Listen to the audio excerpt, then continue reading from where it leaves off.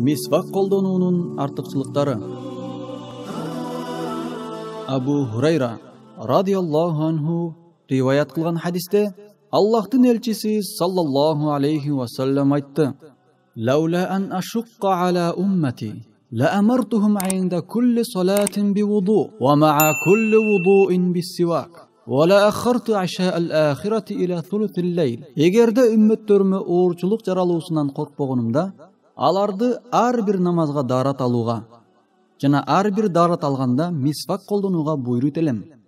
Ошондой эле куптан намазын түндүн 3-чү бөлүгүнө кечиктирмекмин. Муснад Ахмад. Хадистен алына турган сабактар. Биринчи, мисвак менен тишти тазалап жүрүү сооптуу иштерден. Жада калса орозо кармаган адамда мисвак колдонсо болот.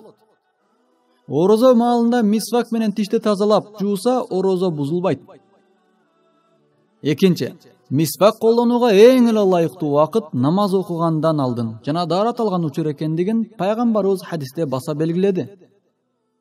Үчүнчү, ар бир намазга жаңыдан дарат алуу жакшы көрүлгөн иштерден. Алынган дарат соо үстүнө кошумча сооп болот. Ошондой эле фарз намазды жаңы дарат менен окуу мустахаб иштерден болуп саналат. Төртүнчү, эгерде жамаат баары макул болушуп, куптан намазын түндүн 3-чү бөлүгүнө чейин кечиктирип окуй алса, анда алар өтө сооптуу убакытта окумак.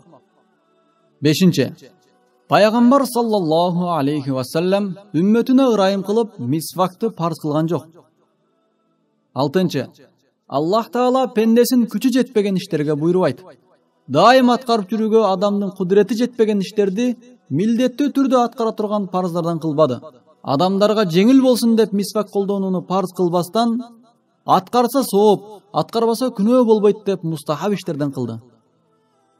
Жетинчи, эгерде ар бир дарат алган сайын мисвак колдонуу парз болгондо, анда адамдарга бир топ оорчулук жаралмак.